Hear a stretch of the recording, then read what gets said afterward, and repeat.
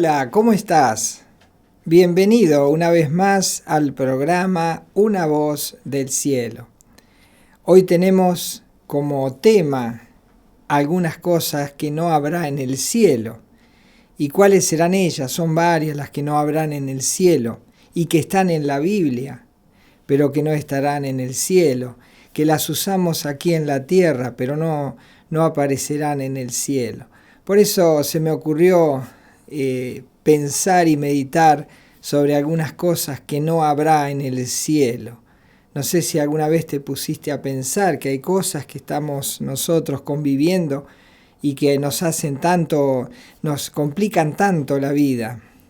Y qué bueno que en el cielo no estarán. Lo importante, por supuesto, es que vos y yo estemos en ese cielo para poder evitar todas estas cosas que aquí nos abruman. Y una de las cosas que no estarán en el cielo, bueno, son las necesidades, por ejemplo. ¿Cuántas personas padecemos necesidades? Una persona puede tener, no necesariamente tiene que ser rico o pobre para padecer necesidades. Aún la gente muy adinerada tiene necesidad de afecto, necesidad en la salud, y todas las personas tenemos distintos tipos de necesidades, y aún aquellos que tienen necesidades materiales, económicas, necesidad de aprender, cuántas cosas nos faltan y llamamos a eso necesidades. El apóstol Pablo, mientras él andaba haciendo la obra de Dios, mientras hacía sus misiones y recorría muchas partes de distintos lugares, pasaba a veces hambre, pasaba frío, tenía necesidades, y otras veces estaba bien, era bien atendido, era sostenido económicamente y bueno, tenía materialmente y tenía recursos, pero otras veces la pasaba muy mal. Y él cuenta en su experiencia que aprendió a convivir, tanto fuese que tuviese necesidad o que tuviese abundancia, él aprendió a convivir, porque debemos de pensar que aún aquellos que tienen mucha abundancia, a veces no saben utilizar esa abundancia y la derrochan. Si nosotros a una persona muy pobre le damos de golpe mucho dinero, no sabría qué hacer. O si una persona muy rica la ubicamos en un lugar de pobreza, tampoco sabría qué hacer. El apóstol Pablo sabía ubicarse bien.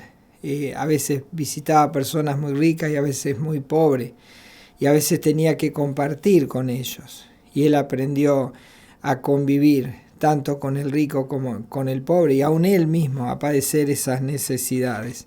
Y lo cuenta allí en Filipenses capítulo 4, versículo 12, donde dice: sé vivir humildemente y sé tener abundancia. En todo y por todo estoy enseñado, así para estar saciado como para tener hambre, así para tener abundancia como para padecer necesidad. Y no todos estamos en estas condiciones. Muchos pasamos necesidades y las sufrimos, o tal vez pasamos ciertas falencias, ciertos faltantes que nos llevan a tener una vida angustiosa, y pasamos necesidades. Y muchas veces demostramos, a veces por ser pobre o por ser rico, que no sabemos administrar esas situaciones de necesidad. Por ejemplo, en cierta ocasión Jesús estaba en el templo allí en Jerusalén, y él se ubicó en un lugar donde traían las ofrendas, y veía cómo los ricos echaban de las ofrendas y traían mucho dinero, y el dinero caía en una especie de depósitos, y las monedas al caer o los valores al caer hacían mucho ruido, y eso le gustaba a los ricos, porque los demás oían y decían y se admiraban de cómo ofrendaban para Dios. Y allí estaba Jesús en cierta oportunidad y ve venir a una mujer mayor que se desplaza tal vez con dificultad, y viene con 2 monedas y las pone allí, esas 2 monedas, las saca y las coloca en el arca de las ofrendas.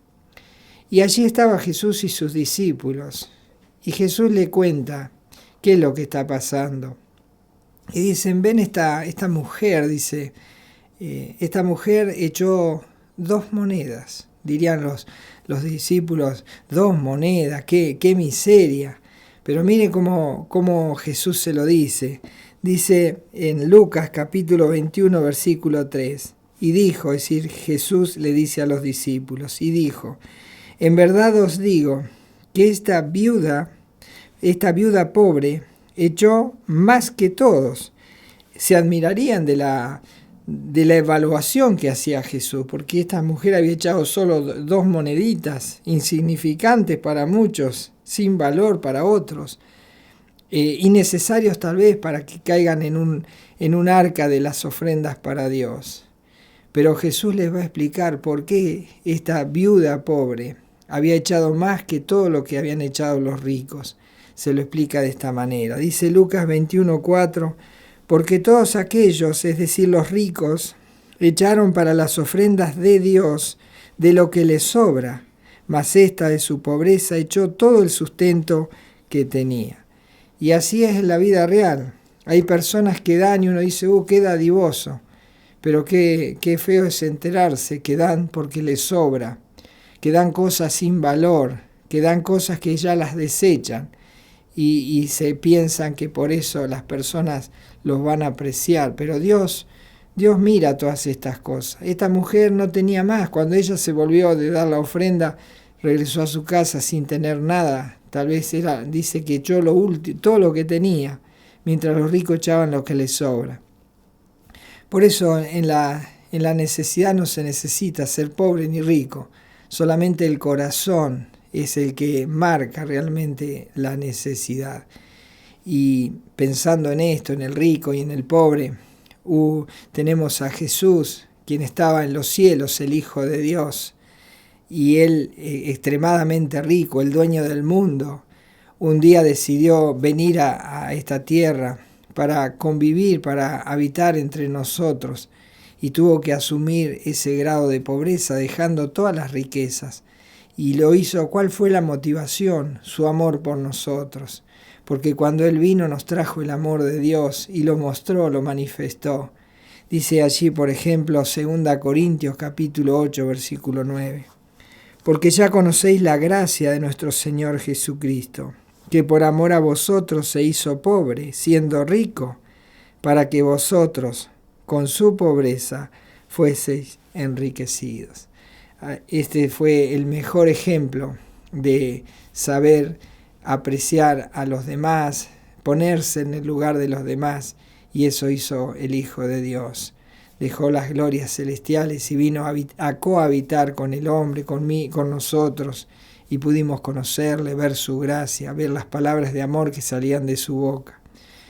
Pero cuando estemos en el cielo, o por lo menos los que irán al cielo, no tendrán allí necesidad. Eso no habrá esa faltante en el cielo.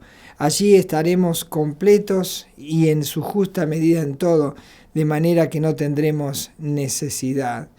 Y pensando también en qué otras cosas en el cielo no habrá y que sí también convivimos nosotros y experimentamos, y es la tristeza.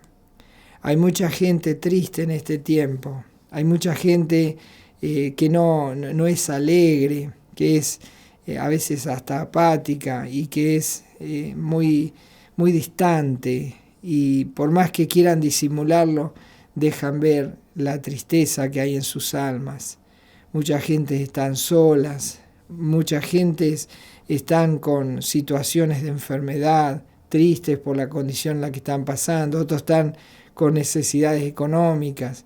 Basta con recorrer distintos lugares y poder ver cómo las caras, los rostros, las expresiones del cuerpo muestran que hay tristeza y que hay allí una angustia en los corazones. Dice, por ejemplo, ahí nos cuenta, el Señor Jesucristo le decía a los discípulos que Él se tenía que ir. Y este ser maravilloso que había estado con ellos durante 3 años, les había enseñado, les había mostrado lo que significa el amor de Dios, les había enseñado a compartir con los demás, a convivir en todo tipo de situaciones y terrenos.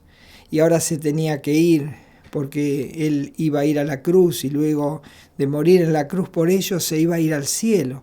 Así que ellos comenzaron a experimentar una tristeza de saber que ahora su maestro se iba y se iban a quedar solos. Y eso les daba tristeza. Como muchos tienen tristezas cuando alguien va a partir o cuando alguien ha partido y quedan en la soledad y esa tristeza comienza a manifestarse. Pero el Señor Jesús les dice, allí en Juan 14, 1, 2, dice, no se turbe vuestro corazón. ¿Creéis en Dios? Creed también en mí. En la casa de mi Padre muchas moradas hay. Si así no fuera, yo os lo hubiera dicho. Voy pues a preparar lugar para vosotros.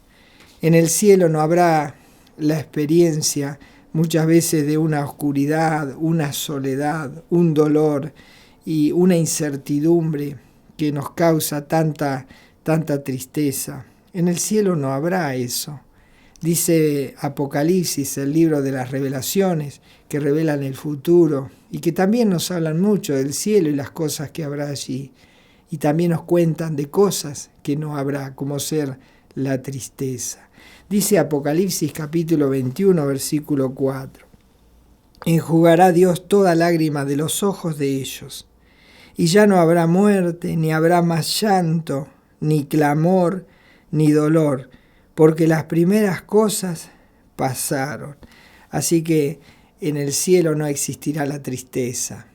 Por eso cuando los vio tristes, Jesús les dijo que no se preocuparan, porque Él se iba a ir al cielo y les pondría un lugar para que ellos pudiesen estar, y que en algún momento Él volvería para que ellos pudiesen estar con Él.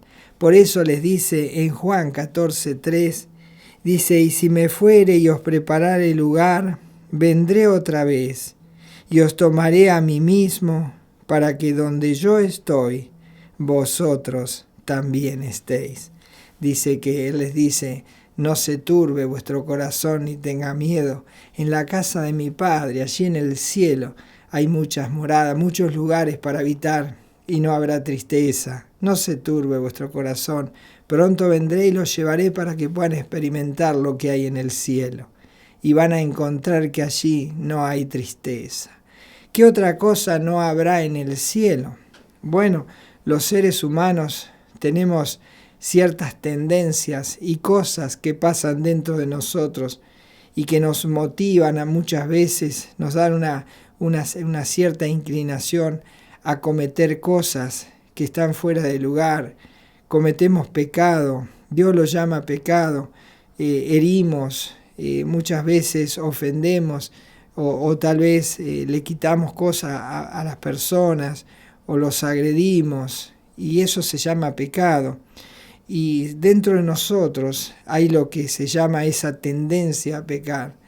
Por eso los medios y aquellos que quieren incursionar o que quieren que uno ingrese en esa área donde ellos comercian, pero que son áreas de pecado, comienzan a seducirnos y somos tentados a hacer esas cosas malas, porque así está el mundo. Y conocen todas las personas que trabajan para el mal, conocen que uno tiene ciertas debilidades y comienzan a seducirnos. Eso se llama tentaciones, a las cuales las personas se meten en cosas sin tener necesidad, todo lo contrario. Pero como interiormente tenemos esa tendencia hacia el mal, las personas que quieren hacernos cometer mal, sobre todo el diablo y sus ángeles, utilizarán la tentación para incentivarnos, porque conoce que en nuestro interior está ese deseo de hacer mal. Dice, por ejemplo, Santiago capítulo 1, versículo 14. Dice, sino que cada uno es tentado cuando de su propia concupiscencia, es decir, sus propios malos deseos, es atraído y seducido. Y entonces por esta causa las personas cometen mal y hacen pecado, porque los que quieren hacernos caer en pecado saben cómo tirar el anzuelo para que nosotros podamos morder esa carnada. Y finalmente tenemos en el mundo muchos niños, jóvenes, que están en distintos tipos de vicios, en distintos tipos de cosas que nos llevan a pecar tremendamente, y cada vez quedamos más atrapados en esas áreas. El juego, la droga, el alcohol y quién sabe cuántos otros tipos de vicios. La persona puede ser seducida para cometer estos terribles pecados, y eso es cuando existe la tentación. En el cielo no habrá tentación, pero para aquellos que hemos abrazado la fe, que hemos la fe en Cristo, ¿no? Porque todas las personas tienen fe. Abrazar la fe, la verdadera fe, es abrazarse a Jesucristo, recibirlo en nuestra vida, buscarle, clamarle, rendirnos a sus pies, buscar su salvación, su perdón, arrepentidos ir a Él para que nos perdone. Eso es abrazar la fe. Aquellos que hemos pasado por esta experiencia de tener un encuentro personal con Jesucristo, porque hemos ido a Él, porque hemos hablado con Él, le hemos entregado nuestra vida, dice que Él es poderoso para socorrernos, para que no podamos ser seducidos ni tentados. Cuando somos tentados, dice que nos da la fuerza para poder salir de la tentación, nos da el escape, nos da una fortaleza especial para no ser seducido por cualquier viento que anda dando vuelta y nos quiere hacer pecar. Y eso cuando Satanás viene y te influye, porque sabe lo que te gusta, sabe dónde tocarte para que cometas errores, pecados. Dice que al Hijo de Dios, a la persona que ha entregado su vida a Cristo, dice que tiene un poder especial para soportar y para salir de este ámbito de tentación. Por ejemplo, leemos en Hebreos capítulo 2, versículo 18, cómo Jesucristo mismo nos ayuda para poder soportar o salir del ámbito de la tentación. Dice Hebreos capítulo 2, versículo 18, hablando de la persona de Jesús. Dice, pues en cuanto Él mismo padeció siendo tentado, es poderoso para socorrer a los que son tentados. Así que todos, o muchos por lo menos sabemos, tal vez por las películas o porque han leído la Biblia, que Jesucristo también fue tentado por el diablo. 40 días tentado, siendo tentado en distintas áreas de su ser, pero no lo pudo dominar. Dice que como Él fue poderoso y dominó al diablo en esta área de la tentación, también a aquellos que acuden a Él les permite tener esta coraza de protección para que no cedamos a la tentación. Pero en el cielo no existirá esta fuerza atractiva hacia el mal que nos lleva a pecar. No existirá eso. Qué bueno es saber entonces que en el cielo no habrá necesidad, no habrá tristeza, no habrá un tentador, no habrá tentaciones que nos lleven a pecar. Y hablando del pecado, es otra cosa que no habrá en el cielo. En el cielo no habrá pecado, pero en la tierra lamentablemente hay pecado. Todos pecamos, todos nosotros pecamos cada día y ofendemos a Dios de muchas maneras. No hay persona, por más religiosa que sea o por más buena o que intente no pecar, de alguna u otra forma caerá en pecado, porque la Biblia dice que no podemos dejar de pecar, porque nuestra naturaleza es así. Dice Eclesiastés, el gran sabio Salomón escribió en el capítulo 7 y en el versículo 20 escribió lo siguiente en cuanto al pecado del hombre. Dice así: ciertamente no hay hombre justo en la tierra que haga el bien y nunca peque. Dice, no existe una persona que nunca peque. Así que todos estamos en falta con Dios, todos ofendemos de muchas maneras a Dios y pecamos contra Él. Pero hay muchos que dicen, no, yo no soy pecador, yo no soy como aquel, por ejemplo, que está en tal cosa o en otra, yo no soy como ellos, pero sin embargo dice Dios que todos pecamos. Y si nosotros dijéramos, yo no soy pecador, entonces estamos diciendo que Dios miente, y Dios no puede mentir. La misma Biblia dice de aquella persona que dice que no es pecadora, dice estas palabras. Primera Juan capítulo 1 versículo 10 dice, si decimos que no hemos pecado, le hacemos a Él, es decir, a Dios, le hacemos a Él mentiroso, y su palabra no está en nosotros.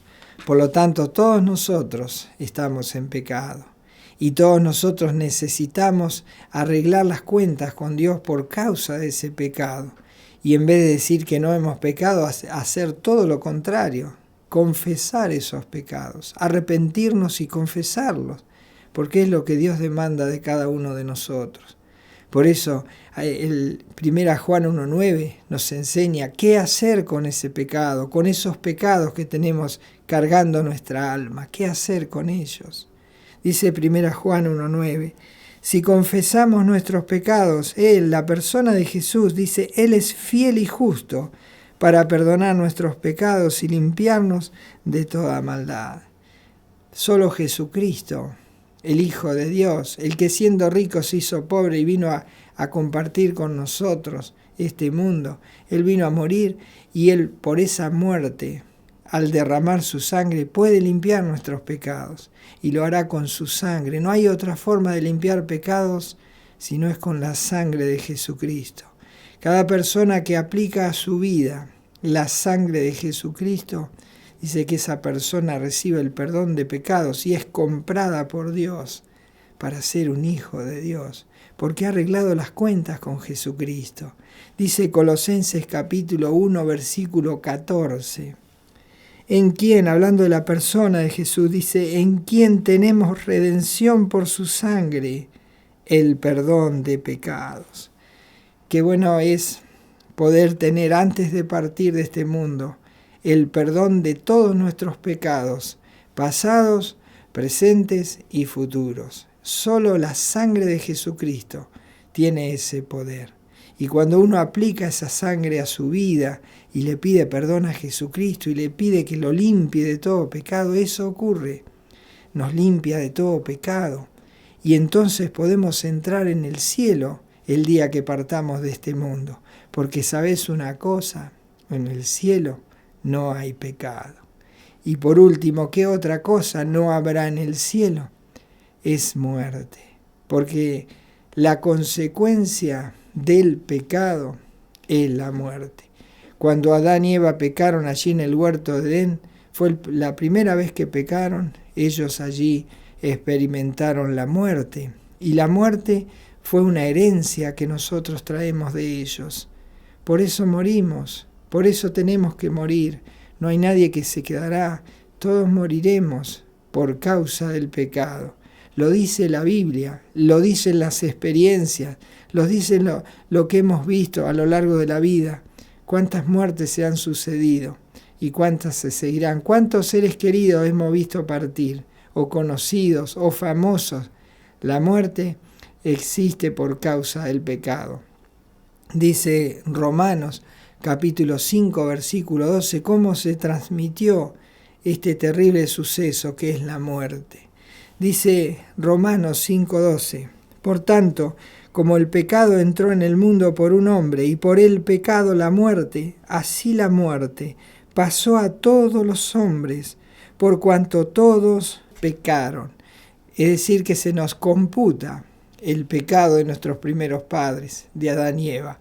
Por eso existe la muerte. Aunque no dijéramos yo no he pecado, Dios dice has pecado, y si decimos que no hemos pecado, le hacemos a Dios mentiroso. Y Dios podría decir, si no has pecado, entonces no morirás. Pero eso no va a ocurrir, porque un día morirás. Y morirás justamente por causa de tu pecado. ¿Y qué significa morir? Morir es la separación, significa separación. Cuando hay una separación significa que hay una muerte. Hay dos muertes que experimenta el ser humano. La primera muerte es la separación del alma del cuerpo. Es la primera muerte, es la que todos podemos observar a lo largo de la historia. ¿Cuántos han muerto? ¿Cuántos han dejado sus cuerpos? Y hoy tenemos las evidencias en los cementerios, en los mares, en distintos lugares donde han quedado esos cuerpos. Pero la persona sigue existiendo, porque Dios puso eternidad en el corazón del ser humano. Por lo tanto, cuando deja el cuerpo, experimenta la primer muerte. Porque Dios creó al hombre del polvo, lo hizo del polvo de la tierra y sopló en su nariz aliento de vida. Cuando el hombre muere, Dios hace que ese cuerpo se separe de esa vida. Y el cuerpo queda y luego esa vida se retira de ese cuerpo. Dice Eclesiastés, otra vez el sabio Salomón, en el capítulo 12, versículo 7, lo que pasa con la persona cuando hace la primera separación o la primera muerte o la muerte física. Dice que pasa esto, Eclesiastés 12:7. Y el polvo vuelva a la tierra como era, y el espíritu vuelva a Dios que lo dio. Es decir, que la persona que muere, el alma de esa persona sigue camino y el cuerpo queda en la tierra. Dice que el ser viviente sigue camino y dice que va a Dios que lo dio. ¿Y por qué va a Dios y no va a otro lugar? Porque allí, al ir a Dios, tendrá que ir a dar cuenta de todo lo que hizo mientras estaba en ese cuerpo. Y allí se le computarán todos los pecados cuando vaya a Dios, porque allí irá a un juicio. Y eso lo enseña la Biblia, nos enseña claramente eso. Dice Hebreos capítulo 9, versículo 27, y de la manera que está establecido para los hombres que mueran una sola vez y después de esto el juicio. Por lo tanto, la primera experiencia del ser humano terrible es la muerte, la primera muerte, la muerte física. Es la separación del alma del cuerpo. El alma sigue su camino y va a encontrarse con Dios, quien lo creó, y allí experimentará un tiempo de examen al cual es conocido como el juicio. Y una vez que esa persona es juzgada y se halla falta por todos sus pecados que ha cometido, allí será sentenciada. Y una vez que sea sentenciada, vendrá la muerte segunda, que es la separación de ese ser de Dios. La primera es la separación del alma del cuerpo, primera muerte.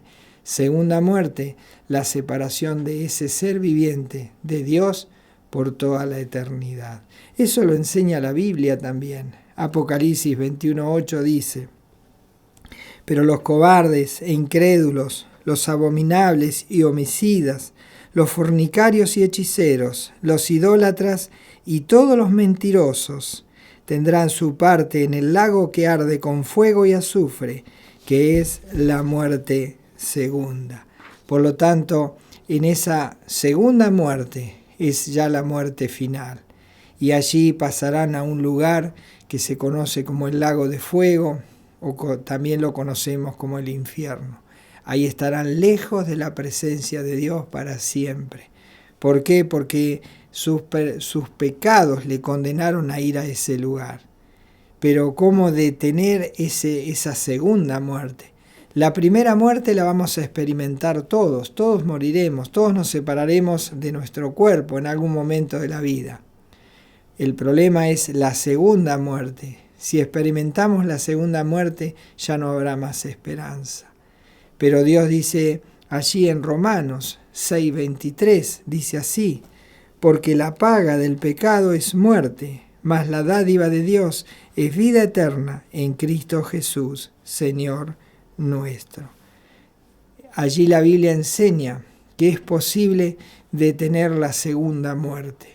¿Cómo detener esa segunda muerte, que es la final? La primera muerte no se puede detener, porque ya es una sentencia de Dios. Lo que se puede detener es la segunda muerte. La paga del pecado es muerte, dice Dios, pero hay una forma de salir de la segunda muerte, y es al recibir a Jesús, quien es el que nos puede dar vida eterna, y no pasaremos por ese juicio y tampoco por esa muerte, porque en el cielo no habrá muerte. Pero ¿quiénes son los que irán al cielo? Aquellos que al morir la primera muerte mueren con sus pecados perdonados, porque han ido a Jesús buscando ese perdón. Han clamado por salvación, se han arrepentido de sus pecados, se los han confesado a Jesús y le han pedido que con la sangre que derramó en la cruz limpie su ser, limpie su corazón, su vida de todo pecado. Y entonces, ¿qué pasará? Esa persona cambia de destino. Ya no irá a la muerte segunda, ni a la condenación eterna, sino que irá al cielo. Y en el cielo no habrá muerte, porque lo dice la Biblia. Dice que todos los que experimenten esa transformación de muerte a vida por tener a Cristo en su vida, irán al cielo, donde no habrá muerte, y seremos como los ángeles. Dice Lucas, capítulo 20, versículo 36. Esto enseñó Jesús, decía así: porque no pueden ya morir, pues son iguales a los ángeles, y son hijos de Dios, al ser hijos de la resurrección. Por lo tanto, en el cielo no habrá muerte. ¿Quiénes son los que irán al cielo?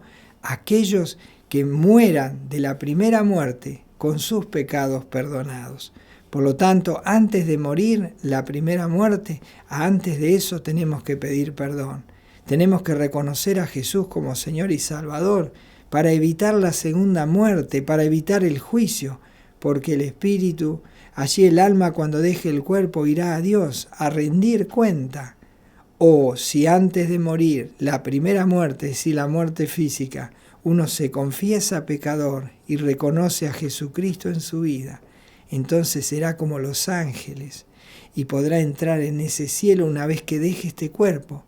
Y entrará en ese cielo y vivirá, y allí no habrá más necesidad, no habrá tristeza, no habrá tentaciones, no habrá pecado, no habrá muerte, no habrá llanto, no habrá dolor, lo dice la Biblia. Dice Apocalipsis 21:4, enjugará Dios toda lágrima de los ojos de ellos, y ya no habrá muerte, ni habrá más llanto, ni clamor, ni dolor, porque las primeras cosas pasaron. ¿Te gustaría entrar en ese cielo y tener la experiencia más hermosa que jamás pudiste experimentar todavía? Porque en este lugar sí tenemos todas esas cosas, pero en el cielo no existirán, no habrán todas estas calamidades que nos hacen la vida difícil, que nos hacen vivir de esta manera angustiosa.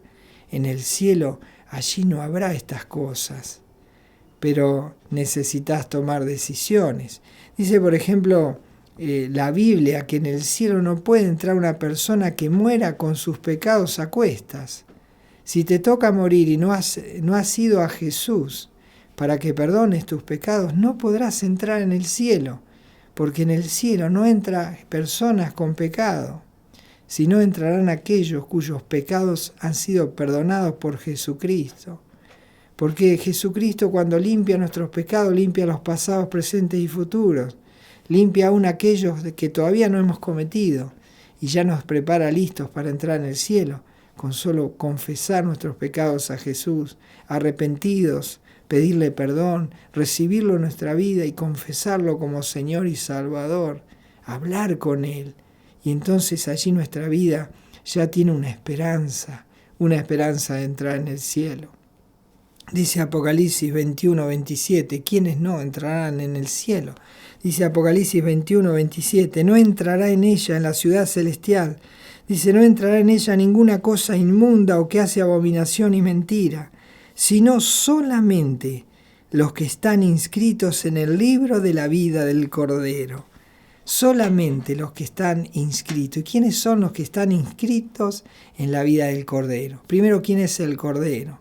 El Cordero es el Hijo de Dios, quien vino a este mundo y se humanó y como cordero fue llevado al matadero y fue ofrecido en sacrificio en la cruz del Calvario, para que todo aquel que en él cree no se pierda, mas tenga vida eterna. Y entonces, cuando una persona va a Cristo, confesando sus pecados, arrepintiéndose, pidiéndole perdón a Jesucristo, abrazándolo por la fe, confesándolo como Señor y Salvador, entonces dice que allí esa persona quedará en el libro de la vida. Y cuando se lea su nombre allí, en la misma entrada del cielo, esta persona será nombrada y entrará porque estará en el libro de la vida del Cordero. ¿Estás tú en este libro? ¿Estás anotado en este libro? Si un día quisieras entrar en el cielo, buscarán tu nombre. ¿Se hallará allí tu nombre escrito en el libro de la vida del Cordero? ¿O todavía no fuiste a él para encontrar la salvación? ¿Qué pasa si no hay un mañana? ¿Qué pasa si experimentas antes de ir a Cristo esta muerte primera y vas camino a la muerte segunda? Ya será tarde. Por eso, antes de morir, la primera muerte, tienes que solucionar tu problema. Que si no confiesas tus pecados, si no te arrepientes de todo corazón y recibes a Jesús por la fe en tu vida como Señor y Salvador, experimentarás la muerte segunda y nunca conocerás el cielo y nunca podrás experimentar que allí no habrá tristeza, necesidades, no habrá tentaciones, no habrá muerte, no habrá pecado y tampoco habrá maldición. ¿Te gustaría entrar en el cielo? Tienes que tomar decisiones antes que sea tarde. En el cielo hay cosas que no habrán y que hoy nos hacen la vida difícil. ¿Seguirás de esta misma manera para entrar en un lugar peor, que es una condenación eterna, o tomarás decisiones sabias e inmediatamente, una vez que terminemos esta conversación, doblarás tus rodillas, cerrarás tus ojos y hablarás con Jesús para pedirle perdón, para pedirle que te salve, para invitarlo a entrar por la fe en tu vida y que te haga un hijo o una hija de Dios? ¿Lo harás? Si haces esto, en el cielo nos encontraremos seguro, porque el que cree en el Hijo tiene vida eterna y no vendrá a condenación, mas ha pasado de muerte a vida. Esto es lo que enseña la palabra de Dios.